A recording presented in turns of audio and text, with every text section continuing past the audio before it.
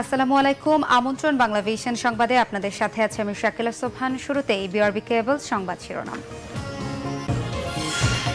সদরঘাটে নৌকা ডুবে শিশুসহ একই পরিবারের 7 জন নিখোঁজ। লঞ্চের পাখার আঘাতে 2 পা বিচ্ছিন্ন অপর সদস্যের। বিশ্ব নারী দিবস আজ। নারীর অধিকার প্রতিষ্ঠা শুরু হতে হবে পরিবার থেকেই, বললেন বিশেষজ্ঞরা।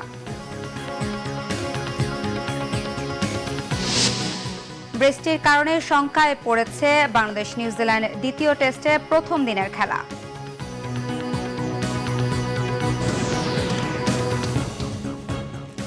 দেখছিলেন বিআরবি কেবল সংবাদ শিরোনাম।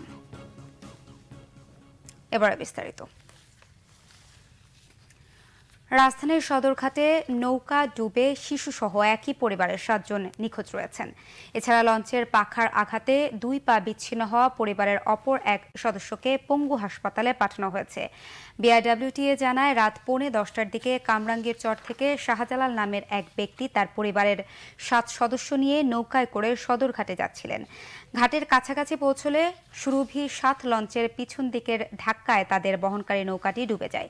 এ সময় লঞ্চের পাখার আঘাতে শাহজালালের 2 পা বিচ্ছিন্ন হয়ে যায়। পাশেই থাকা নৌ পুলিশের একটি টহল টিম শাহজালালকে উদ্ধার করে পঙ্গু হাসপাতালে পাঠায়, তবে অন্যরা পানিতে তলিয়ে যায়। ফায়ার সার্ভিসের ডুবুরি দল, বিআইডব্লিউটিএ ও নৌ পুলিশ উদ্ধার অভিযান চালায়।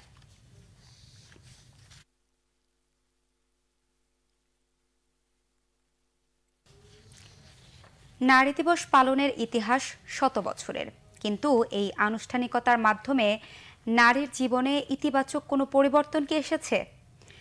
এখনও প্রায় প্রতিদিনই গণমাধ্যমে উঠে আসে নারীর ওপর সহিংসতা ও নির্যাতনের নানা ঘটনা।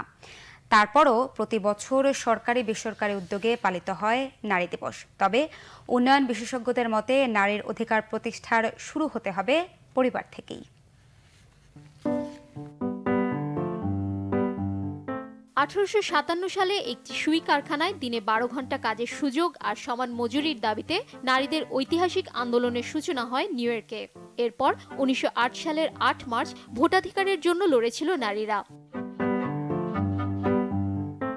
নারী মুক্তি আন্দোলনের মাইলফলক সেই মুহূর্তকে স্মরণীয় করে রাখতে 1910 সালে 8 মার্চ আন্তর্জাতিক নারী দিবস পালনের ঘোষণা দেন কোপেনহেগেনে জড়ো হওয়া 17টি দেশের নারী প্রতিনিধিরা। এরপর থেকেই বিশ্বের বিভিন্ন দেশে প্রতি বছর এই দিনে পালিত হচ্ছে নারী দিবস। কিন্তু 100 বছর পরে এসেও নারীর প্রকৃত অধিকার আদায় কতটুকু হয়েছে, সেই প্রশ্ন এখনো অজানা। পত্রিকার পাতায় প্রতিদিনই দেখা যায় কোনো না কোনো নারী নির্যাতনের শিকার হয়েছেন, কিংবা কর্মক্ষেত্রেও বৈষম্যের শিকার হওয়ার ঘটনা কমেনি এতটুকু। নারী অধিকার আদায়ের আন্দোলনে যারা অগ্রণী, তাদের মতে সবার আগে প্রয়োজন মানসিকতার পরিবর্তন। এখন যেটা হচ্ছে, কাজ সে বাইরে করছে, কিন্তু বাড়ি গিয়ে আবার ওই রোলগুলো তাকে রাখতে হবে। তার কাজের পরিধি বেড়ে গেছে। এই জায়গায় যদি পুরুষরা এগিয়ে আসেন, এক হলো শুধু শব্দ না, তারা যদি হাত বাটান, তারা যদি একসঙ্গে কাজ করেন, অনেক পরিবর্তন হবে। ক্ষমতায়ন তখনই হবে। তারা মনে করেন নারী পুরুষ লিঙ্গভেদ নয়, সব সন্তানকে উত্তরাধিকারীর মর্যাদা দিলেই নারীর প্রতি বৈষম্য কমবে। সম্পদের উপর আমার নিয়ন্ত্রণ কতটুকু, সিদ্ধান্ত গ্রহণে তখনই আমি নিয়ন্ত্রণ করতে পারবো। অন্যথায় আসলে কোনো কিছুই হবে না, সবই আবছা আবছা হবে, এবং নারী যেন ওই শেষ স্তম্ভটা ছুঁতে পারবে না। সহিংসতা আর নির্যাতনের গ্রাস থেকে মুক্ত হয়ে নারী ও কন্যা শিশুরা নিরাপদ থাকবে জীবনের প্রতিটি মুহূর্তে, এটাই হোক প্রত্যাশা। শারমিন ইব্রাহিম, বাংলা ভিশন, ঢাকা। বিনা অপরাধে কারাভোগের পর মুক্তি পেলেও শঙ্কা পিছু ছাড়ছে না জগন্নাথ বিশ্ববিদ্যালয়ের শিক্ষার্থী নড়াইলের এহসান হাবিব সুমনের। এখন মিথ্যা মামলা থেকে মুক্তি চান তিনি। রাজনীতির সাথে জড়িত না হয়েও ক্যাম্পাসে ছাত্রলীগের দুপক্ষের সংঘর্ষের ঘটনায় আসামি করা হয়েছে তাকে। বিধবা মা ও প্রতিবন্ধী বোনকে নিয়ে সুখে থাকার স্বপ্নযাত্রায় এই মামলা বড় বাধা বলে মনে করছেন সুমন। মিথ্যা মামলায় 13 দিন কারাভোগের পর 3 মার্চ জামিনে মুক্তি পেয়ে মায়ের কোলে ফিরেছেন জগন্নাথ বিশ্ববিদ্যালয়ের ফিনান্স বিভাগের 11তম ব্যাচের শিক্ষার্থী এহসান হাবিব সুমন। 18 ফেব্রুয়ারি ক্যাম্পাসে সংঘর্ষের ঘটনায় 19 ফেব্রুয়ারি তাকে গ্রেপ্তার করে আসামি করা হয়, পাঠানো হয় কারাগারে। নিজেকে নির্দোষ দাবি করে জেলখানা থেকে মর্মস্পর্শী চিঠি লেখেন সুমন। সুমনের দাবি, সংঘর্ষের দিন নিজের মোটরসাইকেলের নিবন্ধন ও বীমা করতে সারাদিন ক্যাম্পাসের বাইরেই ছিলেন তিনি। কোনো রকম রাজনৈতিক সংশ্লিষ্টতা না থাকা এবং নিজেকে নির্দোষ দাবি করার পরও পুলিশ তার কথা শোনেনি, করেনি কোনো ভেরিফিকেশনও। আমার তো বাইক আছে, এই বাইকটা বিগত 4 মাস ধরে আমি বিশ্ববিদ্যালয়ের বিবে ভবনের যে রেখে আসতেছি, পার্ক করে রাখি। সন্ধ্যাবেলায় বা রাতের বেলা আমি রেখে আসি।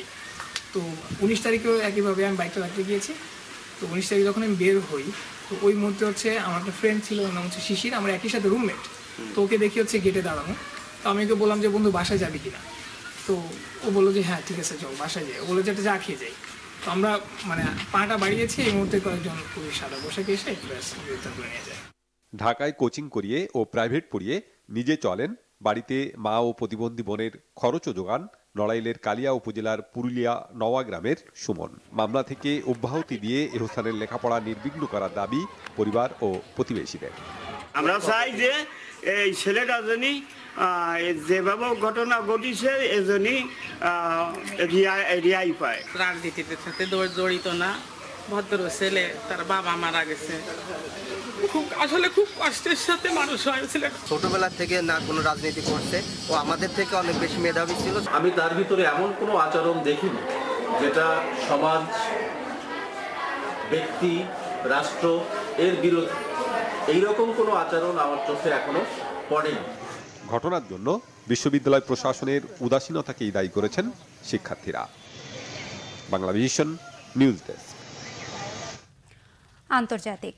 ভারত নিয়ন্ত্রিত কাশ্মীরের সাধারণ মানুষের ওপর করা নৃশংসতাই চলমান দুই দেশের উত্তেজনায় ইন্ধন যোগাচ্ছে বলে জানিয়েছেন পাকিস্তানের সেনাবাহিনীর প্রধান জেনারেল কামার জাভেদ বাজওয়া। বৃহস্পতিবার পাকিস্তানের সেনাবাহিনীর কমান্ডারদের সম্মেলনে চলমান উত্তেজনায় ভারত পাকিস্তানের বর্তমান অবস্থান নিয়ে আলোচনা হয়।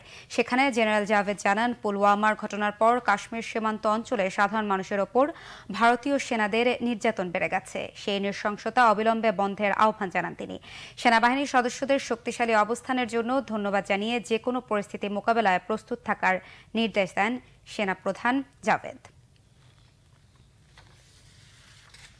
সকাল 11টায় দেখার আমন্ত্রণ রইল। এছাড়া ফেসবুকে বাংলাভিশন সংবাদ সরাসরি দেখতে লগ ইন করতে পারেন facebook.com/বাংলাভিশন। এতক্ষণ সাথে থাকায় ধন্যবাদ সবাইকে।